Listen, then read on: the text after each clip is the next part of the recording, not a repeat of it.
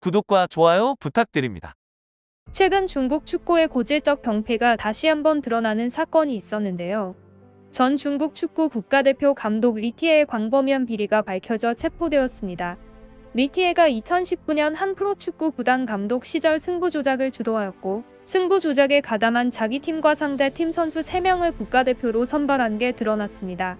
한 젊은 선수 연봉을 200만 위안에서 순식간에 600만 위안으로 올렸는데, 600만 위안의 절반을 챙겼다는 소문도 돌고 있고, 선수들 연봉을 허위로 인상해 중간에 그 돈을 가로챈 게 사실이라면 횡령죄에 해당합니다.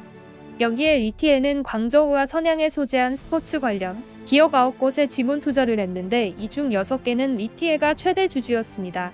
그는 감독 지위를 이용해 자기 회사의 일감을 몰아주며 집중 거래를 했다는 의혹도 받고 있습니다.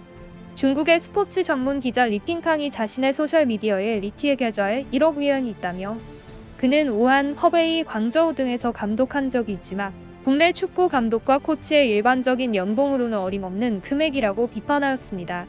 리티에의 경질 소식에 중국 웨이보의 네티즌들은 월드컵 아시아 팀들은 집에 가고 싶지 않지만 집에 가야 하고, 리티에는 이제 집에 갈 수 없습니다.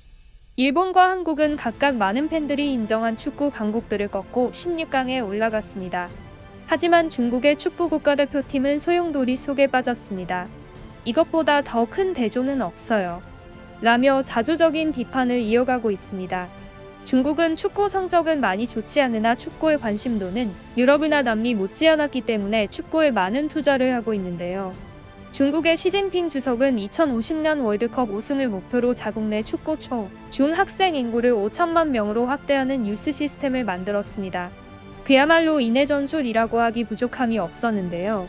중국은 15억을 넘는 인구를 가지고 있기 때문에 중국만이 할 수 있는 전략이었습니다. 각 대도시에 지어진 축구학교는 150여 명의 유럽 리그 출신 코치들을 고용하고 수만의 경기장을 가지고 있었습니다. 하지만 중국이 간과한 것이 크게 2가지가 있었습니다. 첫 번째로는 중국의 중산층 가족의 연수입은 1,190만 원에 불과한 것에 비하여 축구 학교의 등록금은 2천만 원 정도로 측정되어 있었고, 그것과 별개로 1년 학비가 1,000만 원에 다다른다는 것입니다. 축구에 목숨 걸고 간절하게 하고 싶은 사람은 대부분 중산층 이하였던 것에 비하여 축구를 하기 위한 비용은 너무 높았고, 중국의 축구학교는 상류층의 침묵의 장이 되어버리고 말았습니다. 부자들의 자녀나 중국 고위 간부의 자제들이 서로 교류를 하며 친분을 쌓아가는 용도로 사용하게 된 것입니다. 두 번째 문제점은 중국의 부정부패를 너무 우습게 본 것입니다.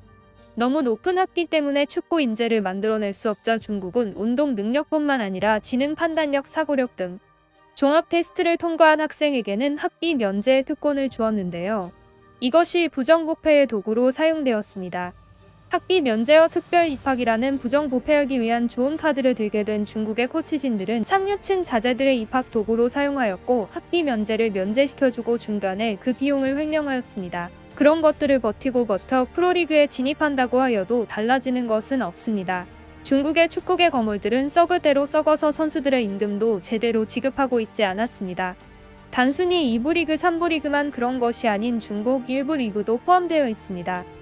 임금 체납이 계속되자 아시아 축구연맹은 임금 체납 문제를 해결하지 못하면 챔피언스리그 진출권 박탈할 수도 있다고 엄포를 놓았습니다. 그제야 중국 협회는 체납된 임금을 지급하는 등 이미 축구협회라고 보기는 힘든 상태입니다.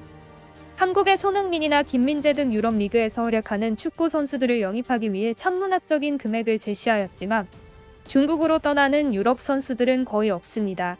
영입하였다고 하여도 이런저런 이유로 임금을 체납하다가 선수들이 먼저 떠나게 하는 곳이 중국 축구의 실태입니다. 또한 현재 시진핑 주석의 제로 코로나 정책의 비판으로 각 도시에서 시위가 일어나고 있습니다. 시진핑 주석 입장에서 무언가 시선 돌릴 곳이 필요할 때 제대로 걸렸습니다. 이번 리티의 사건은 축구계 전반의 부패 척결 운동으로 전개될 가능성이 매우 높았습니다. 지금 중국 사회에서 축구계 부패와의 전쟁 여론과 시진핑 주석의 의지와 같다고 보아도 무방합니다. 이번 부정부패 척결로 중국 축구가 발전할 수 있을지, 아니면 웨비우스의 띠처럼 다른 누군가가 숙정되어 빈자리를 차지하여 다시 부정부패를 일으킬지는 조금 더 두고 봐야 할 것 같습니다. 이상 트렌드 이슈였습니다. 감사합니다.